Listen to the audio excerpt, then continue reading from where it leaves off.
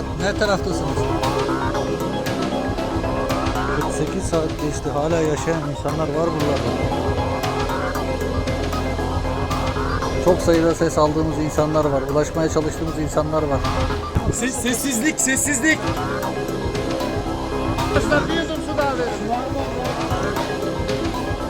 Tamam, geldik. Arkadaşlar merhabalar. Bugün sizlerle çok değerli bir arkadaşımı tanıştıracağım. Daha yeni tanıştık. Hatay'da tanıştık. Biliyorsunuz bir haftadan beri Hatay'da 1. yıl anma törenleri için oradaydık. Kayıplarımızı andık. Ve sahada geçen sene kim gönüllüyse bu sene de tekrar oradaydı ve bir nebze de olsa yaraları sarmaya, derman olmaya çalıştık. Sahada yine ziyaretlerimizi gerçekleştirirken Jennifer'la tanıştım. Jennifer'la tanışmam da Neslihan ablam sayesinde oldu. Neslihan Önder, Bridge of Turkey temsilcisi ve Amerika'da Türkiye için kalbi atan bir organizasyon, bir dernekten bahsediyoruz. Çok değerliler ve onlar sayesinde aslında biz bir araya geldik. Jennifer'la bir araya geldik. Ve ben Jennifer'ın hikayesinden çok etkilendim. New Jersey'den geliyor Türkiye'ye ve aynı zamanda çok iyi Türkçe konuşuyor. Çünkü Türk asıllı. Evet. Bu da bizim için çok değerli. Hikayen nerede başladı? Biz seni keşfettik ama Hatay gibi bir bölgede de keşfetmiş olmak yani daha da kıymetli, evet, bence. Sen nasıl anlatırsın? Hatay'la bağın, gelişin, hikayen nereden, nasıl başlıyor? Tabii ki anlatayım. İşte ben aslında Süryaniyim ve benim annem Mardinli, babam Evet. Diyarbakırlı. Ben de işte dediğiniz gibi New Jersey'de oturuyorum, orada yaşıyorum. Orada bir programda çıkıyorum. İşte ismi Real Housewives of New Jersey. Reality show.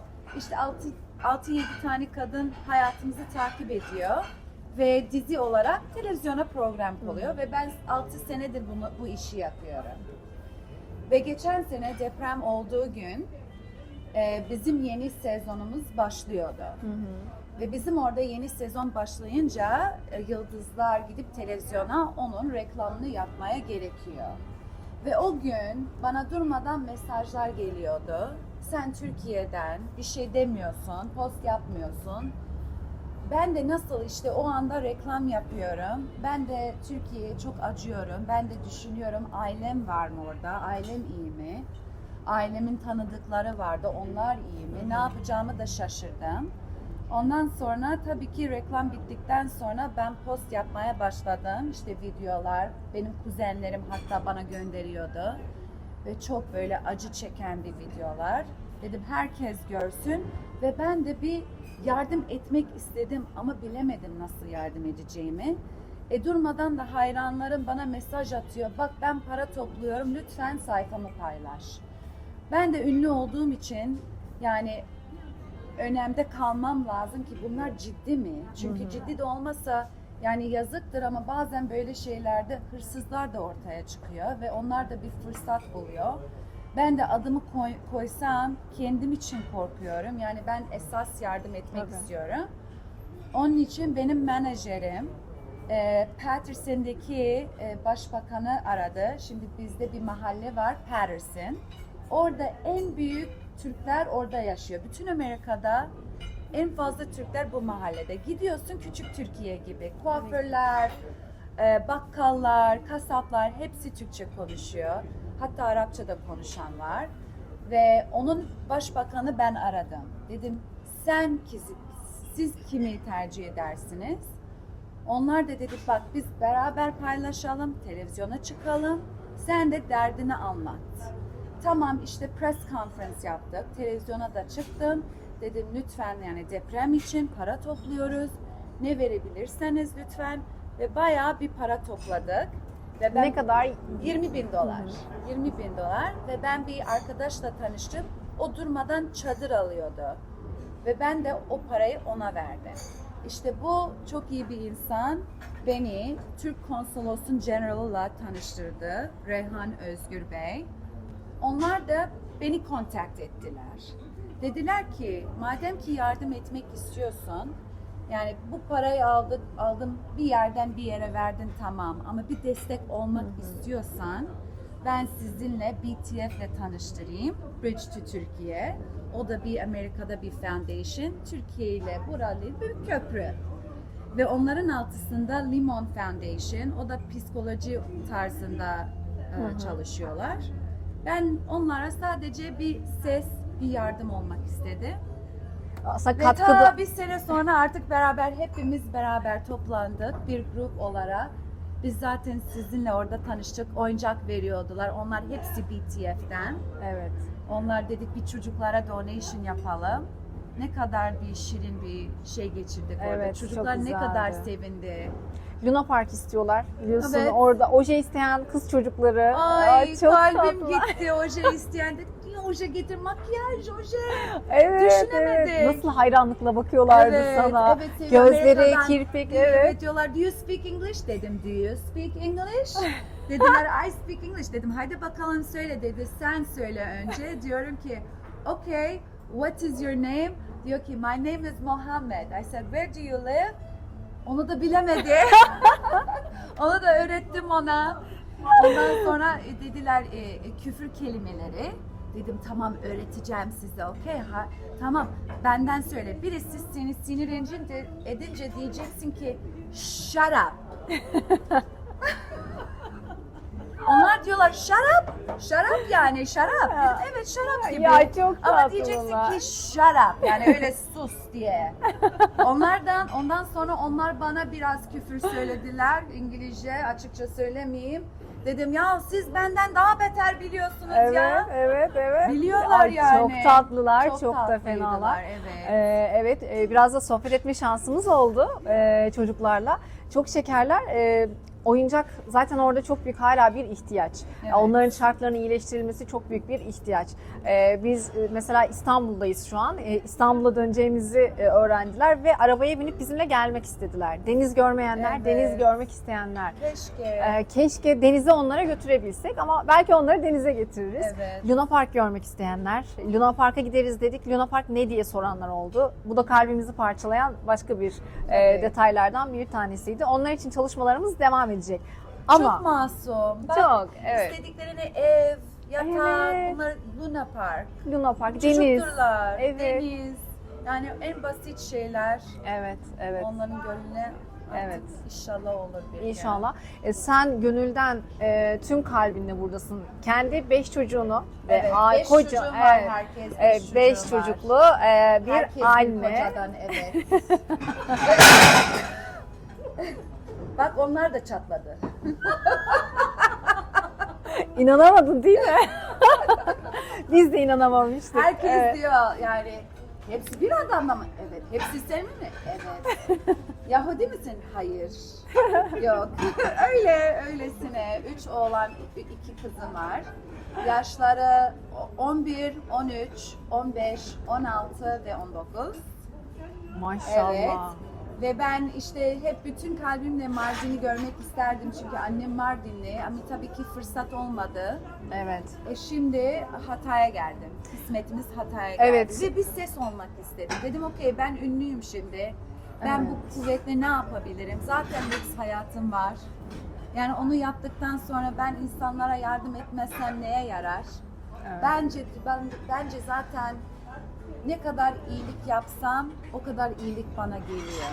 Evet. Ve benim hayatım ben çok böyle şükür ediyorum hayatıma her gün. En kötü günlerde de şükür etmem. Odur yani Key to Happy Life. Mutlu bir hayat yaşamak istiyorsan her şeye şükür etmen lazım. Kesinlikle. Hatalar da için. Ki o yüzden bir şey öğreniyorsun. Kesinlikle öyle. Anne olarak Hatay'a geliyor olmak manevi anlamda da seni daha çok beslediğini düşünüyorum. Ben öyle mi gerçekten? Evet, Daha mı çok lütfen. kalbini acıttı? Daha mı manevi Kesinlikle. bir güç yaşattı? Çünkü bu Neler çocukların- gördün, ne yaşadın? Göreceksin bir çocuk gördük. Ne yapsak gülemedi.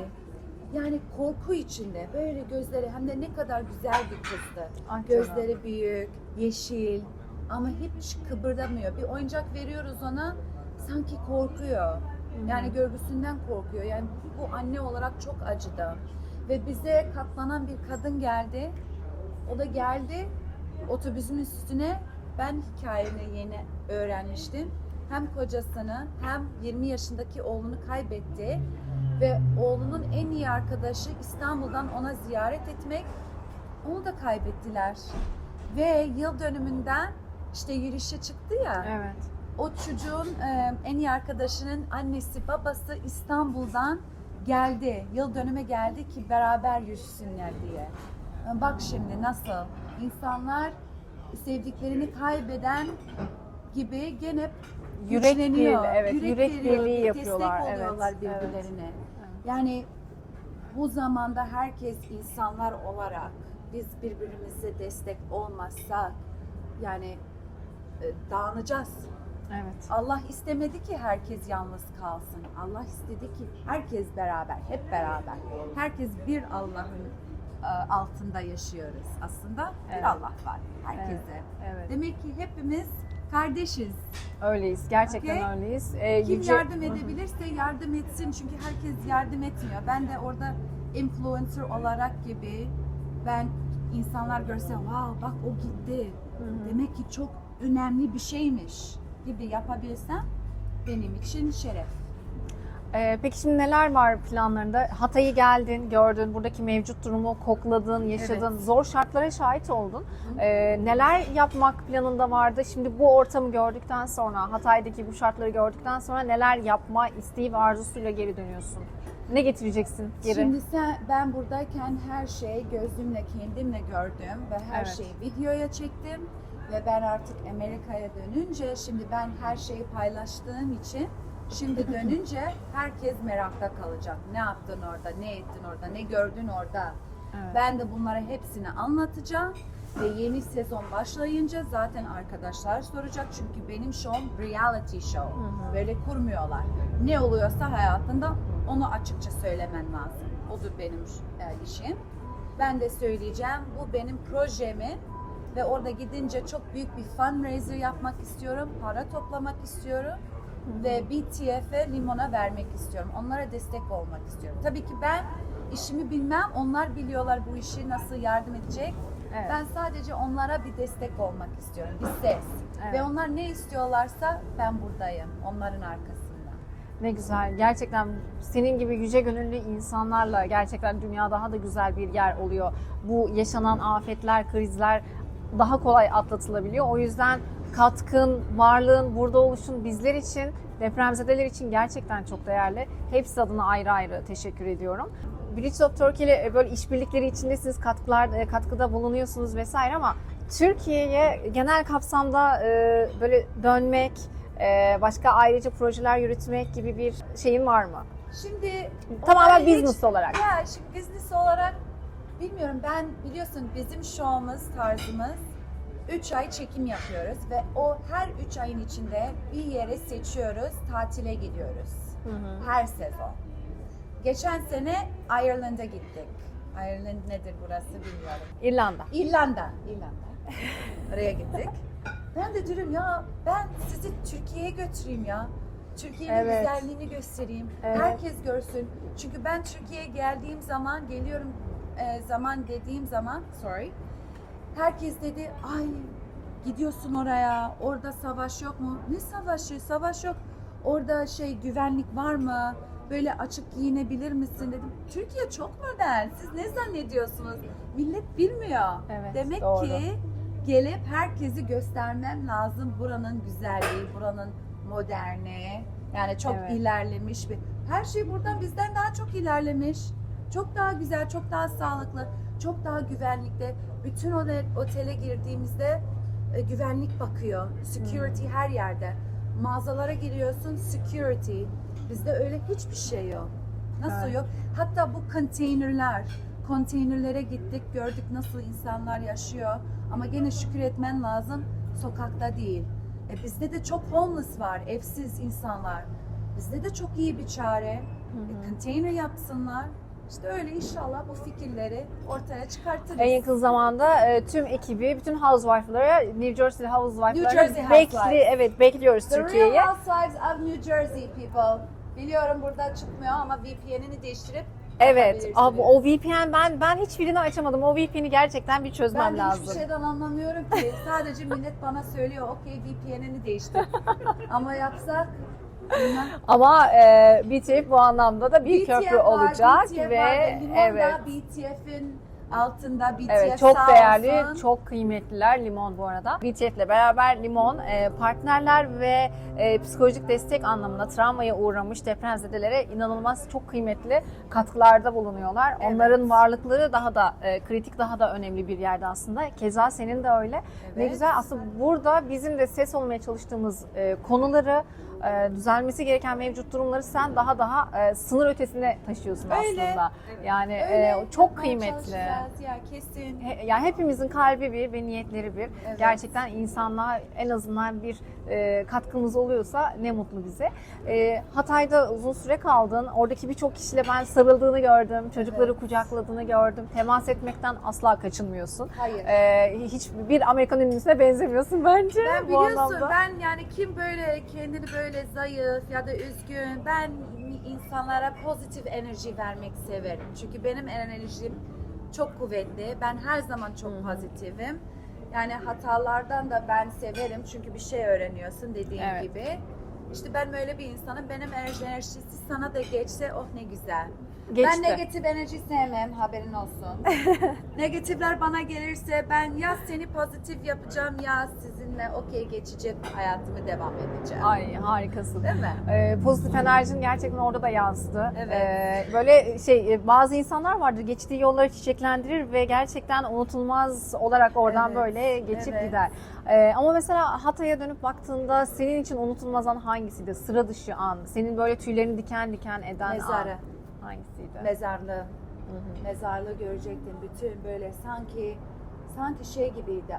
Art. Art nedir? Sanat. Ama bir powerful. Çok güçlü bir şey O göreceksin. hissettin o enerjiyi Hissettim anladığım yani. kadarıyla. Hı hı. Çok kişi, hatta benim bir arkadaşım var, benimle beraberdi. O bir hediyesi var, ruhları dinliyor.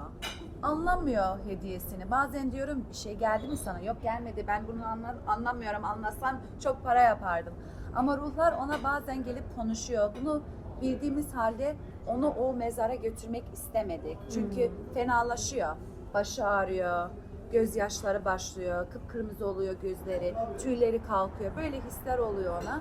İşte neyse fırsat olmadı dedim arabada kal. Bir arabaya girdik, gördüm ne kadar fenalaştı ve başını indirdi ve böyle bana dedi bu çoğu insanları kurtarabilirlerdi. Çoğuları yaşıyorlardı ve kaç gün kaldı ve çoğuları çocuklular ve gözyaşlar böyle döküyor. Ve diyor ki bana, durmadan diyorlar ki bana, bize kimse Allah'ı vermedi. Ben de diyorum ne demek istiyorsun? Dua edilmemiş onların üstüne. Bilmiyorum, bana durmadan bu sesler geliyor. Bize Allah'a vermedi, bize Allah kimse vermedi. Dedim çare, ne yapmamız lazım yani? Dedi çare ben anlamam, bilmem. Sadece bunu duyuyorum. Lütfen buradan biz gidelim. Ve ben o zamanı hayatımda hiç unutmayacağım. Hiç unutmayacağım. Çünkü bu bak biz Çok yürüyüşe çıktık sabah. Evet. Hatta benim grubum dediler ki bana istiyorsan biliyorum çok erkendir yani sonradan buluş. Dedim yok ben sizinle geçirmek için geldim. Evet, Tabii sabah, ki kalkacağım. sabah yürüyüşü de Tabii 6 yürüyüşe Şubat yes, sabahı. biz sabah kalktık Evet. gittik herkesle yürüdük. Hatta 4:17'de herkes böyle Sessizlik değil mi? İşte ve çok böyle powerful. acı birliği yapmış bir ortamda orası. Hissediyorsun ve görüyorsun yani bunlar hepsi beraber katıldı. Orada da duydu mu? Oradaki kayıplar, ruhlar da bizimle beraber hissetti mi Her onları? şeyi hissettik. Hiçbir şey duymadın ama her şeyi duydun desem inşallah anlarsın. Yani duymadığım bir şey ama duyurdu. Evet. Ondan sonra duydum ki protest olacak. Ben de anlamıyorum ki buradan dedim niye protest? Dediler çok zaman beklediler. Onlar yetişene kadar yani çoğu kişi Evet. kurtarabilirlerdi. Tabii ki arkadaşım öyle dedikten sonra vallahi jeton düştü ve çok üzüldü. Ama artık herkes elinden gelen yapmayı yaptı. Yani o kadar insana nasıl yetişeceklerdi? Evet, yani O da çok var. büyük çaplı yani. Yani kim ne diyebiliriz ki? Evet, çok Allah büyüktü. artık herkese Umarım sabır, bir daha yaşatmaz. Evet. Yes. Yani acılarını ne şekilde sarabiliyorsak kayıplarının hiçbir tesellisi yok, hiçbir saracak bir yara bandı yok. Yerine koyacak, dolduracak o boşluğu hiçbir şey yok ama benzer acıların yaşanmaması için çok şey yapabiliriz. Bizim de çabamız zaten aslında evet Hatay'da böyle bir ne yazık ki böyle çok acı bir olay yaşandı. Kıyamet yaşandı orada. Evet. Ama o benzer kıyamet bugün İstanbul'da da olabilir. Ay, İstanbul'da Allah da korusun. yaşanabilir. Hatta dur söyleyeyim sana, benim teyzemin oğlu burada yaşıyor, kuzenim. Onun eşiyle 2 çocuğuyla beni ziyaret ettiler. Şubat'ta yani Şubat 4 müydü ne gittiler İstanbul'a. Hatta benim evimde geçirdi. Kuzenimle böyle sohbet ediyoruz. Diyor ki ay biz depremden çok korkuyoruz. Diyorlar ki İstanbul'da çok büyük deprem olacak. Ben de durmadan buraya taşın. Ne yapıyorsunuz orada? Orada deprem olacaksa buraya taşın, böyle lafın gelişi. Evet, evet. İşte 2 gün sonra deprem duyunca tamamen korktum. Dedim oh my god. Bu benim kuzenlerim orada, dayım burada, yengem burada. Amcamın kızları burada. Oh my god, düşündüm, ben bilmedim yani nereye kadar, çünkü bildim çoğu yere dokundu deprem. Evet, ne yazık ki. Artık Allah herkese yardım etsin. Ne diyebilirim Amin. ki? Gerçekten orada kalanlara da yardım etsin. Orada şartlar hala çok kötü. Evet, bir yerde barınma şartları, işte gıda, beslenme bertaraf ediliyor. Akut dönem geçmiş vaziyette bir senede ama sosyal yaşam hala yok. Yani bilmiyorum, sen o yaşam şartlarını nasıl yorumluyorsun? Gördün, konteyner kentlere gittin, o çocukların halini gördün, okullara gittin. Okullara gittik. İşte bazı okullarda tabii ki çekmeye yasak. Onu Evet, çekemedik. Ama onları o zamanla geçirmek çok benim için değerliydi.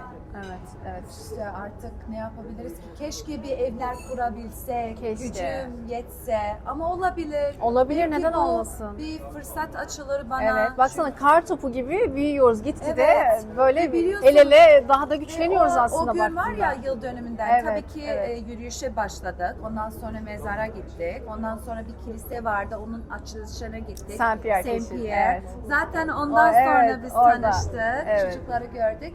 Ama o akşam bir uzun çarşısı vardı bir Evet, yer. Oraya evet. gittik. Orada bir konser varmış. Evet. Büyük bir konser. Hatta Yunan'dan çocuklar gelmişti, voleybol team. Aha. Anlattılar. 24 tane öğrenci Evet. geldi Rum'dan. Otelin içinde 4 tane Evet, öğretmen de evet, var. evet. Onlar da hepsi gitti. Yani düşün, anne olarak çocuğunu gönderdin spor Evet. için ve geri dönmedi. Çok Yani acı. anne olarak ben çocuklarıma arkadaşlarımda yatmaya bile izin vermiyorum. Çünkü ne diyorum? Evde yangın olsa ilk başta benim çocuğumu almaz. Yani ben böyle Evet, düşünden sonra çocuklar hepsi kayboldu öyle aniden 6 saniyeden.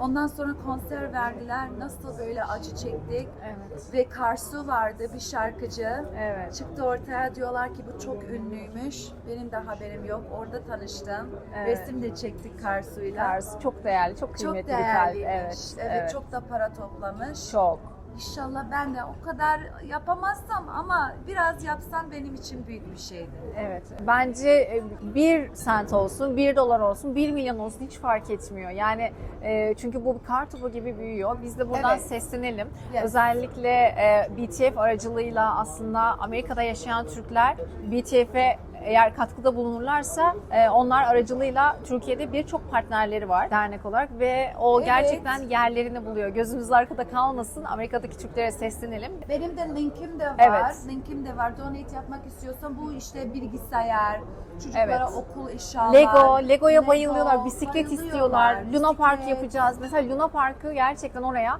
bir Luna Park kurmak için biz Şart. proje geliştirme aşamasındayız. Çünkü şart. Çünkü çocukların psikolojisi Evet, çok önemli. çok Onlar kötü. büyüdükçe onlar destek olacak Kesinlikle, memlekete. kesinlikle ve oradaki çocuklar oradaki yaşam şartlarından dolayı ne yazık ki suça ve intihara meyilli vaziyete geliyorlar. Çok küçük yaştalar. Şimdiden biraz böyle umut, şimdiden motivasyon, geleceğe böyle ne derler mutlulukla aslında hazırlamak gerekiyor. O yüzden de özellikle çocuklar üzerine geliştirilen projeler çok değerli, çok Evet, kıymetli. bence de. Biz de bunları yapmak için elimizden geleni yapacağız ki yani gelecek neslimiz, büyüyen nesil kayıp ruhlar olmasın. Şenefacığım sayende olmayacak. Çok teşekkür ediyorum. Ben teşekkür Kattıkların ediyorum. için, varlığın için, buraya ziyaretin için, yalnız bırakmadığın için gerçekten çok teşekkür ederim. Çok Bizimle da memnun olman. oldum tanıştığımıza. Ben de, Çok ben de. şirinsiniz. Teşekkür ederim. Sen de öyle. Çok teşekkür ederim. Ziyaret edeceksin beni Amerika'da. Evet, ziyaret edeceğim Evet, Amerika'da tamam. ve biz o kadar güzel projeler ve organizasyonlar yapacağız ki bunları beraber kutluyor olacağız ve paylaşmaktan da inşallah Evet. büyük mutluluk duyacağız. İzlediğiniz için çok teşekkür ediyoruz. Sormak istediğiniz soru, katkıda bulunmak istediğiniz konu olursa zaten BTF ile iletişime geçebilirsiniz. Jennifer'la. Jennifer Aydın, Evet, Jennifer Limon, Aydın. her şeyi takip Limon edeceğiz her zaten. şeyi takip edebilirsiniz. Hepimiz ortak bir niyet ve dil birliği yapmış vaziyetteyiz. Bir kartopu giderek büyüyor ve daha da geniş böyle küresel bir organizasyona dönecek vaziyette. O yüzden desteklerinizi ve katkılarınızı bekliyoruz. Çok teşekkürler.